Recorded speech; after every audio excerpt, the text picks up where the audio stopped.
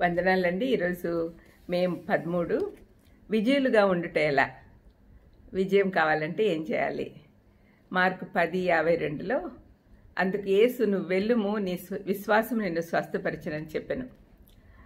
Mark 10:46 నుంచి 52 వరకు ఉన్న వాక్య భాగం చదవండి. ఇక్కడ యేసుక్రీస్తు చేసిన ఒక అద్భుతం చూడగలం. మనం ఈ వాక్య భాగం ధ్యానిస్తూ ఉండగా మన జీవితాల్లోని బలహీనతలపై విజయం సాధించడానికి కొన్ని పాఠాలు నేర్చుకుందాం. ఇది చదవండి, భలే ఇంట్రెస్టింగ్గా ఉంటుంది.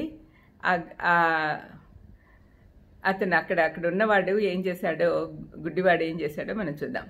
మొదటిది, తన దారిలో వచ్చిన అవకాశాన్ని విడుచుకోకుండా తన గుడ్డితనం పోగొట్టుకోవాలనే నిర్ణయానికి బర్తిమయ్య వచ్చాడు. తన దారిలో వచ్చిన అవకాశం అంటే యేసుప్రభు ఆ దారిలో వెళ్తున్నాడని విని తనకిచ్చిన అవకాశాన్ని జారవిడుచుకోకుండా గుడ్డితనం పోగొట్టుకోవాలి తప్పనిసరిగా అని ఒక నిర్ణయానికి వచ్చాడు.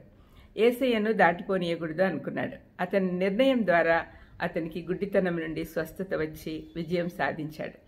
రెండవది, అందరి దృష్టి తన వైపు మళ్లించుకునే ఉద్దేశంతో బర్తిమయ్య గట్టిగా సహాయం కొరకు అరవసాగాడు. ఆ భిక్షవానిలాగా మనం కూడా మన విన్నపాలు హృదయపూర్వకంగా ఉన్నప్పుడు దేవుడు మన ప్రార్థనలు విన్నపాలు వింటాడు. అంటే ఆ గుడ్డివాడు ఏ విధంగా తనకి చేతగాది, ఇంకా నువ్వే హెల్ప్ చేయాలా అని అన్నప్పుడు దేవుడు తన ప్రార్థన ఆలకించాడు. మూడవది, యేసయ్య ఎవరో సరిగ్గా తెలుసుకొని సరైన జ్ఞానంతో ఆ గుడ్డివాడిని పిలిచాడు. యూదులందరూ ఆశతో ఎదురు చూస్తున్న మెస్సయ్యకు వారిచ్చిన నామము దావీదు కుమారుడైన యేసు.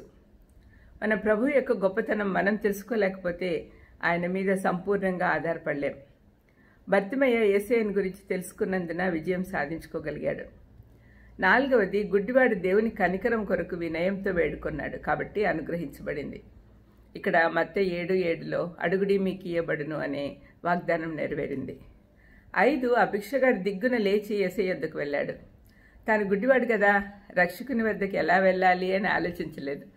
యేసయ్య పిలువగానే విధేయత చూపి వెళ్ళడం ద్వారా విజయం వచ్చింది. 6, అతని విశ్వాసం చాలా గొప్పది. కేవలం వినుట ద్వారా దైవజ్ఞానం సంపాదించుకున్నాడు. యేసయ్యను గురించి వినుట ద్వారా విశ్వాసం పెరిగింది. పరిశుద్ధాత్ముడు అతనికి బోధకుడు. విశ్వాసము ప్లస్ విధేయత ఆల్వేస్ గివ్స్ విజయం. చివరిగా, అంతటి వాడు బట్టను పారవేసి లేచాడు అని వ్రాయబడింది. ఈ బట్ట భిక్షమెత్తుకొనుటకు సూచన. అతను విజయుడు కాబట్టి దాంతో అవసరం లేదు.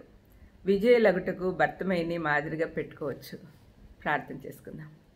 దయామయుడా యేసునాయనా, విజయం సాధించుట ఎలా అనే విషయం ఈరోజు నేర్పించారు తండ్రి. మీకు స్తోత్రం తండ్రి.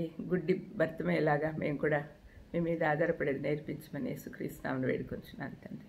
ఆమేన్. God bless you.